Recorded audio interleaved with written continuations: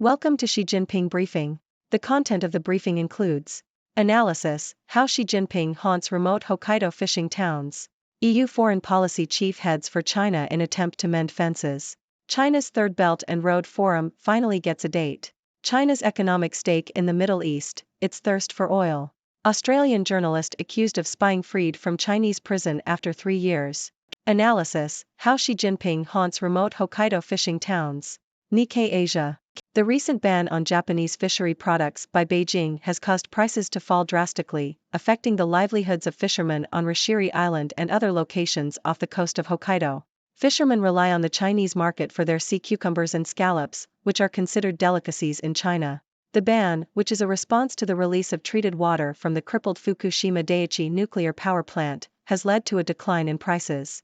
Fishermen are concerned that President Xi Jinping was behind the decision and are hoping for a reversal of the ban. They are also seeking to reduce their reliance on the Chinese market and find other export markets for their products. EU foreign policy chief heads for China in attempt to mend fences. RFI.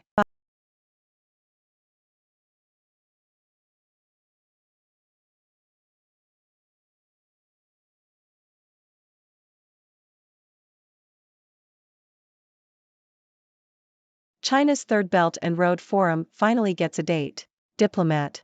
China's foreign ministry has announced that the Third Belt and Road Forum for International Cooperation will take place from October 17 to 18 in Beijing, marking the 10th anniversary of Chinese leader Xi Jinping's first mention of the Belt and Road Initiative, BRI. Representatives from over 130 countries, as well as international organizations, are expected to attend, although it remains unclear which top leaders will participate. China's global reputation, particularly in Europe, has soured since the last BRI forum in 2019, and relations with many European countries have declined significantly.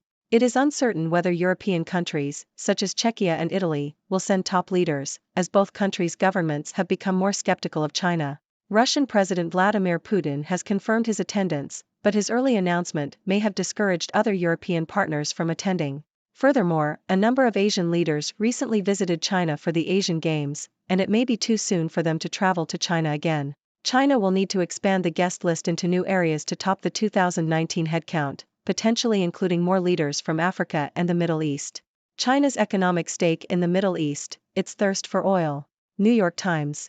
China's heavy reliance on oil imports is putting it at risk as tensions rise in the Middle East, particularly between Israel and Palestine.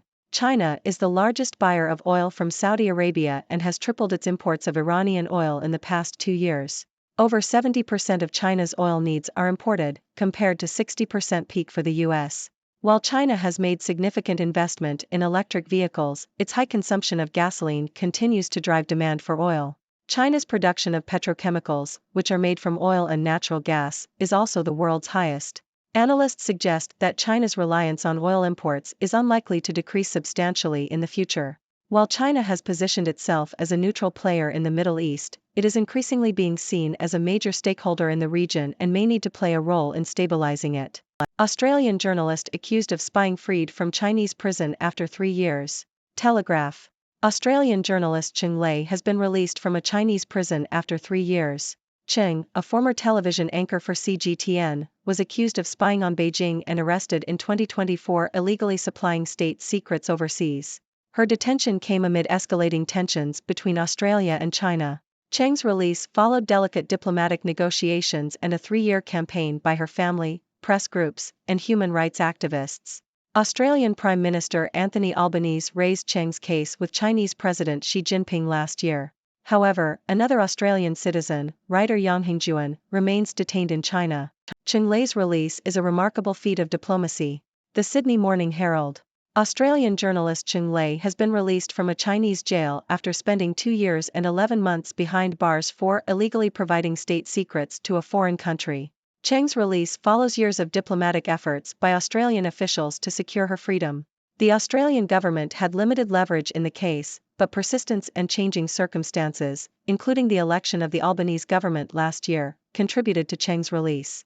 Australian officials will now focus on securing the release of Australian writer Yang Hengjuan, who remains imprisoned in Beijing.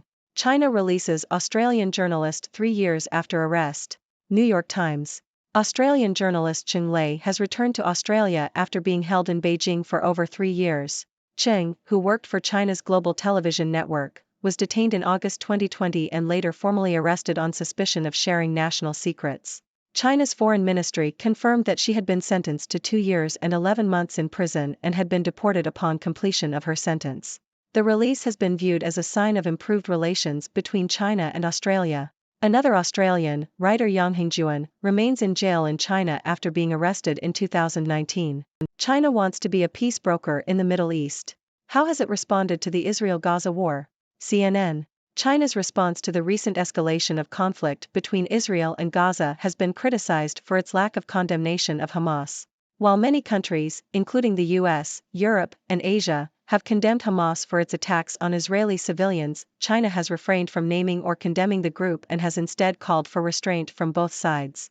This response highlights China's limited influence in the region and exposes the gap between China's propaganda as a global peacemaker and its actual ability to influence conflicts. China's reluctance to condemn Hamas is consistent with its traditional lean toward the Palestinians on the issue of Israel. However, China has also deepened economic ties with Israel in recent years, which complicates its position. While China sees Israel as an opportunity to gain points with the broader Arab world and the developing world, it is aware that Israel will always be in the US camp, which is a concern for Beijing as its rivalry with Washington heats up. China's response to the conflict reflects its use of the Israel-Palestine issue as a tool for its own domestic and foreign policy objectives rather than a genuine attempt to resolve the conflict. Experts believe that China lacks the experience and expertise in the region to make a meaningful change in the long-standing conflict. Israel latest, more than 2,000 dead, US sends ammunition. Bloomberg. China has called for humanitarian support for the Palestinians in response to the Israel-Hamas conflict, following a phone call between China's special envoy for the Middle East, Xi Jinping, and an official at Egypt's Ministry of Foreign Affairs. China has not spoken with Israeli Prime Minister Benjamin Netanyahu or Palestinian Authority President Mahmoud Abbas since the conflict began. U.S. President Joe Biden has vowed full military and intelligence support for Israel and has sent Secretary of State Antony Blinken to the region to see what more Israel needs. The U.S. is also discussing safe passage for civilians in Gaza with Israel and Egypt. The Palestinian Ministry of Health has said that 900 people, including 260 children, have been killed in Gaza in Israeli retaliatory attacks. The Israel Defense Forces have said that the overwhelming majority of the 1,200 Israeli fatalities were civilians. Dear viewers, I am Dr. Six, your resident observer from the sixth dimension, bringing you the latest news from around the world. Let's dive into today's stories. First, we have the haunting of remote fishing towns in Hokkaido due to the recent ban on Japanese fishery products by China. This ban, in response to the treated water release from the Fukushima Daiichi nuclear power plant, has caused prices to fall drastically, affecting the livelihoods of fishermen. They are hoping for a reversal of the ban and seeking to reduce their reliance on the Chinese market. Next, the EU foreign policy chief, Josep Borrell, is heading to China to mend fences amidst strained relations.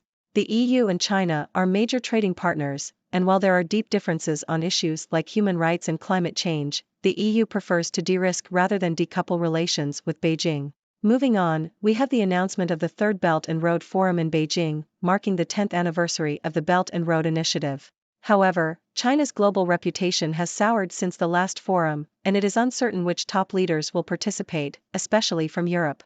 China may need to expand the guest list to maintain interest and participation.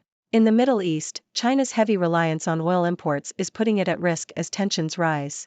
China's consumption of gasoline continues to drive demand for oil, and its production of petrochemicals is the world's highest. Analysts suggest that China's reliance on oil imports is unlikely to decrease substantially in the future, making it a major stakeholder in the region. Shifting gears, Australian journalist Cheng Lei has been released from a Chinese prison after 3 years. Cheng's release followed delicate diplomatic negotiations, and while it is a remarkable feat of diplomacy, there is still concern for another Australian citizen, writer Yang Hengjuan, who remains detained in China. Finally, China's response to the Israel-Gaza conflict has been criticized for its lack of condemnation of Hamas. This highlights China's limited influence in the region and its use of the Israel-Palestine issue for its own domestic and foreign policy objectives. Experts believe that China lacks the experience and expertise to make a meaningful change in the long-standing conflict. That's all for today's news. Now, I would love to hear your thoughts.